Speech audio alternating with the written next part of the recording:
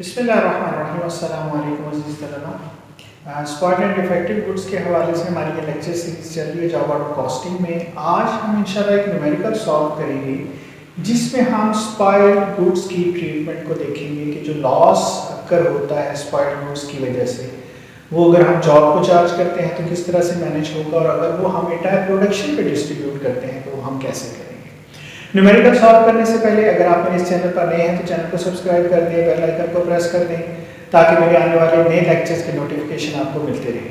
Rehan fabricator is producing lot number 657 which called for 2500 dresses style number 34 incurred cost as follows।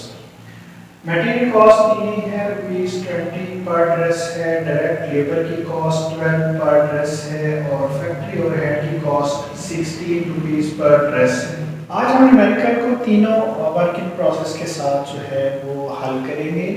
इसमें देखें हमने जो है वो मटेरियल लगाया है तो वर्किंग प्रोसेस मटेरियल अकाउंट हमारे पास आ जाएगा।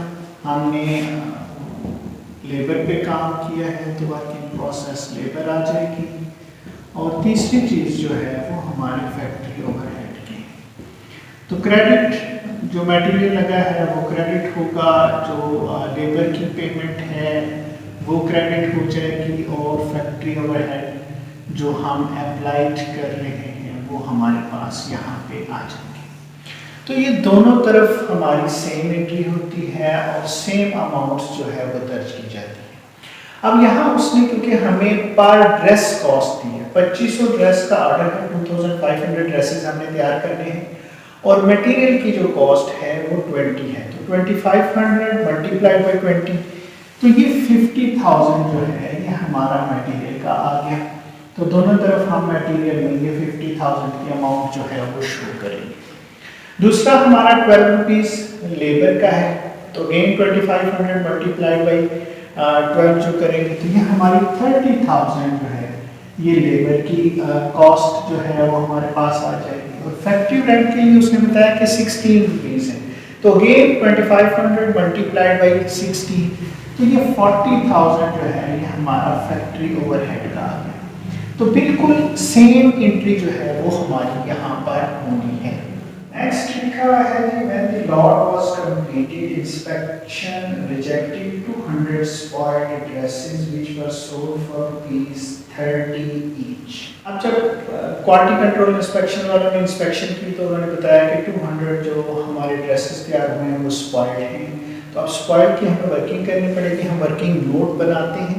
पहला वर्किंग नोट हमारा बनेगा जो हमें स्पॉइल्ड गुड्स की वजह से लॉस हुआ, तो कैलकुलेशन ऑफ लॉस। इसमें देखिए बाज़ औक़ात ये होता है क्योंकि हमें टोटल कॉस्ट नहीं होती, यूनिट कॉस्ट नहीं दी हुई होती, तो हमें पहले तीनों की यूनिट कॉस्ट निकालनी है।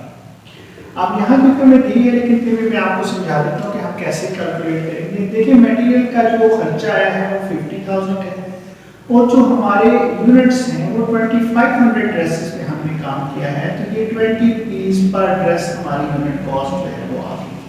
तो पहले आपने मटेरियल की, लेबर की और एफओएच की यूनिट कॉस्ट कैलकुलेट करेंगे।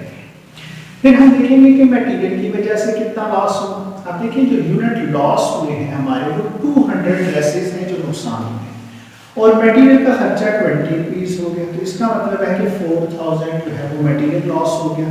इसी तरीके से हम लेबर की जब बात करें तो 200 ड्रेसेस हमारे लॉस हुए हैं, और इसका खर्चा ₹12 के हिसाब से तो 2400 लेबर का नुकसान हुआ है।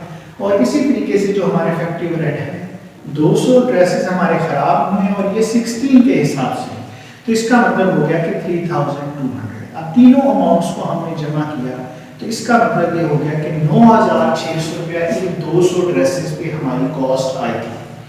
अब इसमें से हमें रिकवर कितने हुए, तो हम यहाँ पे रिकवरी देखते हैं। ये 200 ड्रेसेस हैं, उसने कहा कि ये ₹30 के हिसाब से बिके। इसका मतलब ये हुआ कि आपको 6000 की रिकवरी होगी, तो एक्चुअल जो आपका लॉस रह गया है वो आपका आ गया है 3600। अब जब हम loss charged to the job करते हैं तो उसमें हमने रिकवरी भी शो करनी है और लॉस भी शो करना है। तो हमारी एंट्री पास होगी, जो लॉस है वो हमारा चला जाएगा फैक्ट्री ओवरहेड कंट्रोल अकाउंट में, और लॉस जो हो रहा है हमें वो हो रहा है 3600 का।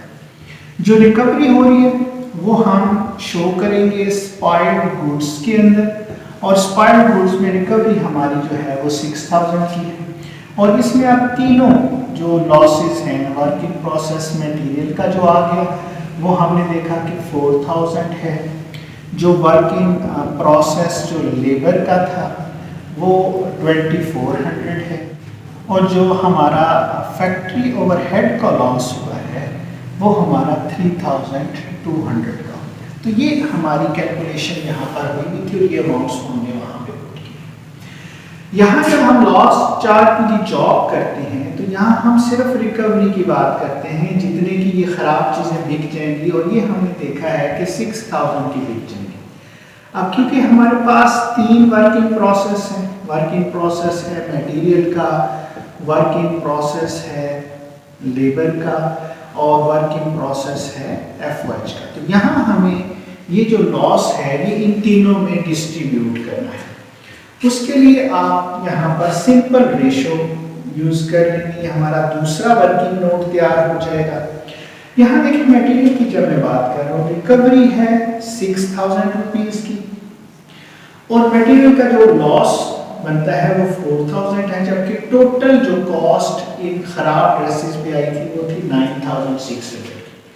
तो हम इसको डिवाइड जो है वो करेंगे, तो ये हमारा 2500 जो है वो आ जाएगा। इसी तरह हम लेबर की कैलकुलेशन कर लेंगे। आप देखें रिकवरी 6000 है, लेबर की जो कॉस्ट इन 200 ड्रेसेस पे आई वो 2400, कुल जो कॉस्ट आई वो 9600 आई, तो ये 1500 हमारा लेबर का आ गया। इसी तरीके से जो फैक्ट्री ओवरहेड है हमारे पास, इसकी भी रिकवरी तो 6000 की है, इसकी कॉस्ट जो आई थी वो 3200 थी, और जबकि टोटल कॉस्ट इन 200 ड्रेसेस पे 9600। तो उससे हम जो है वो तकसीम करेंगे, तो ये हमारा जो है वो आ जाएगा 2000 रुपीज़। तो ये हमारा 6000 जो रिकवरी हुई है उसकी डिस्ट्रीब्यूशन होगी, मटेरियल का शेयर, लेबर का शेयर और फैक्ट्री रेट। ये अमाउंट्स हम यहाँ पुट कर देंगे।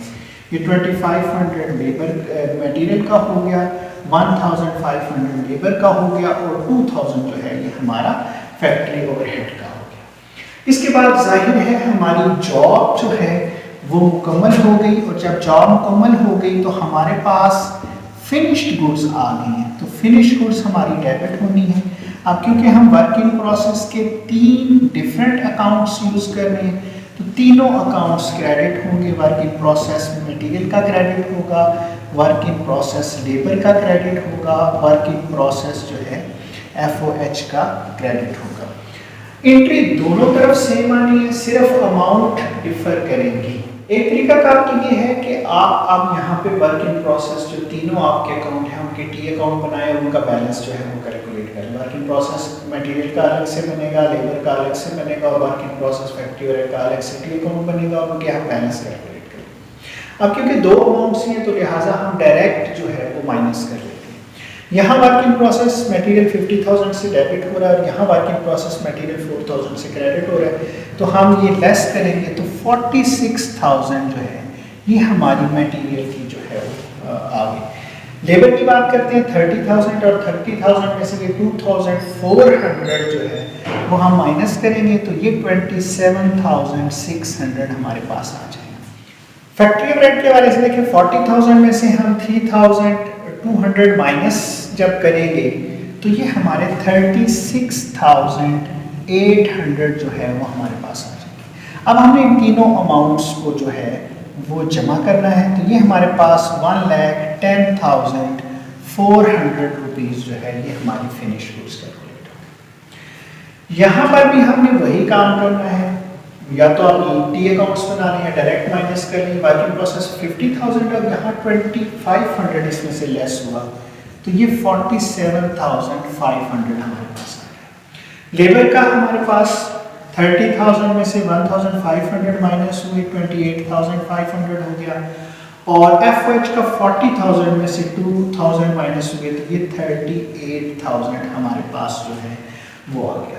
अब इन तीनों को आप सम अप करेंगे तो 1,14,000 जो है ये हमारी फिनिश्ड गुड्स जो है वो आ जाएगी। अब देखिए जब हम लॉस चार्ट की जॉब करें तो इनकी फिनिश गुड्स की कॉस्ट ज़्यादा आ रही है, जबकि जब हम ये डिस्ट्रीब्यूट करते हैं तो फिनिश गुड्स की जो कॉस्ट है वो हमारी कम आ जाती है। तो उम्मीद है कि जो स्पॉइल्ड वर्क की वजह से हमारा लॉस हो रहा है उसको हमने किस तरह से ट्रीट करना है आपको बहुत अच्छे तरीके से समझ में आ गया।